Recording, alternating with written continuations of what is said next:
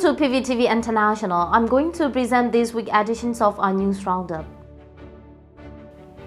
Cabinet news: Acting President urges vigilance against military council's recovery efforts. In recent days, it has been seen that the terrorist military council is attempting to take time to recuperate, to which Acting President of the National Unity Government, Duwa urged at a cabinet meeting on March 12 not to give them a breath of respite. "We must strike hard while the iron is hot," said the acting president. He continued, "The weights of the resistance and military revolutions of the Spring Revolution and the weights of the Ethnic Liberations Revolution have reached a stage where they can be directly connected. The Spring Revolutions and the Ethnic Liberations Revolution have become one and the same. In such a situation, we need to be careful and refrain from talking and doing things without political cautions," the acting president said. "If we take a general look at the resistance battles and the ethnic liberations battle during the Spring Revolution, we can see that the result of the military offensive and the revolutions are similar." The acting president continued that he saw good result of the revolution in regions with proper preparations and good central command, as well as good military results. In the case of the terrorist military councils regarding the conscription law, we can see that they are taking steps that have half military and half political goals. Therefore, when countering this issue, we will have to act politically, and we may also have to use military actions, said the acting president. Acting President Duwa commemorates the 35th anniversary of MNDAA. The acting president of the National Unity Government, Duwa, conveyed a message commemorating the 35th anniversary of the establishment of the Myanmar National Democratic Alliance Army, MNDAA, on March 11. He acknowledged and expressed pride in the MNDAA's steadfast struggle for the liberations of all the people across the country. Furthermore, he extended his respect and admiration to the individuals who have courageously endured the challenges and vicissitudes throughout this history of the Spring Revolution. He lauded their unwavering commitment to the revolutionary ideal, specifically in their efforts towards the liberations of the Tagaung region and its people over the span of 35 years. NUG pledges enhanced collaboration with ethnic alliance in ongoing struggle. Prime Minister of the National Unity Government conveyed a message on the 36th anniversary of the tragic loss of Go Mo and Go Sonai. He affirmed the commitment to work closely with the People's Way, fostering trust with ethnic allied revolutionary forces. The message emphasized the government's dedication to permanently overthrowing the military dictatorship through the People's Spring Revolution. It reiterated the goal of preventing any future dictatorship in Myanmar and establishing a new federal democratic nation characterized by full equality and self-determination for all ethnic groups. Ministry of Natural Resources and Environmental Conservation. NUG Prime Minister calls for effective natural resource management amidst revolution. During a session of the Central Committee for Natural Resources Administration on March 13, Prime Minister of the National Unity Government emphasized the need for streamlined management of natural resources in the light of the ongoing revolution. The Prime Minister highlights the significant expansions of processes within the union-level administrative body during the revolution. He stressed the importance of urging relevant ministry to adopt compact and systematic instructions tailored to the demands of the revolution. Additionally, Prime Minister emphasized the importance of transparency regarding the trueness and accuracy of statistics within the natural resources sector. He underscored that all issues pertaining to natural resources should be addressed by the respective ministry according to sector-specific guidelines. The Prime Minister further emphasized the necessity for businesses to organize and maintain accurate information and statistics to ensure effective resource management.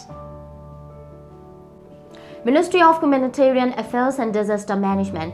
NUG provides over 350 million kyats in humanitarian aid in February. The Ministry of Humanitarian Affairs and Disaster Management of the National Unity Government announced on March 14 that it had allocated 350.2 million kyats in humanitarian aid during February. Of this total, 183 million kyats were designated for emergency food assistance, benefiting over 190,000 refugees and displaced individuals. Additionally, 38 million kyats were allocated as emergency humanitarian aid for 196 fallen heroes and 358 individuals injured in battles. A further 15.6 million Kyats were disbursed as emergency humanitarian assistance for employees participating in the civil disobedience movement (CDM), while 2.6 million Kyats were earmarked for political prisoners and their families. The ministry also noted that 111 million Kyats were allocated for general humanitarian aid purposes, demonstrating the National Unity Government's commitment to providing essential support to those in need during challenging times. Ministry of Defense, NUG forces successfully defeat enemy troops in Tagaung Township. The Defense Ministry of the National Unity Government reported a successful raid on enemy troops in Tagaung Township, resulting in the significant casualties for the terrorist military council. On March 12, the People's Defense Forces captured terrorist military council bases in Tagaung Town and Tagaung village, located in Mandalay region. The operation proved highly effective, with 14 enemy soldiers killed and 4 captured as prisoners of war. In addition to the human toll on the enemy forces, 18 various weapons and ammunition were seized. However, the operation was not without its own sacrifices, as 1 soldier from the People's Defense Forces gave their life in the line of duty, while 11 others sustained injuries during the intense battle. NUG defense officials hold strategic talks amidst ongoing conflict. The Ministry of Defense revealed on March 15 that high-level discussions were held between Union Ministers and Deputy Minister of Defense officials and key NUG leaders to address the current military landscape. Union Minister of Defense Uyimon conferred with Acting President Duwa, while Deputy Minister of Defense Tagaung met with Prime Minister Kaitan. The talk centers on the prevailing military situation, emphasizing collaborations with ethnic armed groups in various conflict zones. Specifically, discussions revolved around ongoing engagement with the Karen National Liberation Army (KNLA) in Kayin State, joint operations with the Kachin Independence Army (KIA) in Kachin State, and coordinated efforts with the Karen National Defense Force (KNDF) in Karen State. These strategic dialogues underscore the NUG commitment to working closely with ethnic allies to address regional security challenges. Ministry of Human Rights, NUG Minister advocates for human rights action at the UN on March 11. The National Unity Government disclosed that Myomin, the Union Minister for Human Rights, delivered a comprehensive briefing on Myanmar's human rights situation to international diplomats and ambassadors at the United Nations Politis Nations on March 8.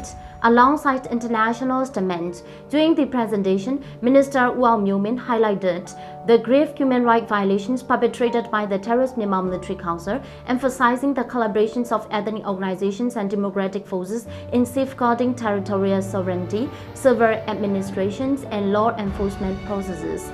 The minister underscored key international actions to address the crisis, urging concerted efforts to impose targeted sanctions on arms and financial support to the terrorist Myanmar Military Council. He called for financial and technical assistance to the National Unity Government and ethnic organizations, as well as direct humanitarian aid to affected populations. Additionally, Minister Myomin urged sustained pressures on terrorist Myanmar Military Council to comply with Security Council Resolution number 2669 while rejecting their attempts to gain legitimacy. He called upon the Human Rights Council to draft a report on the UN agency activities in Myanmar to enhance accountability for the human rights situations in the country.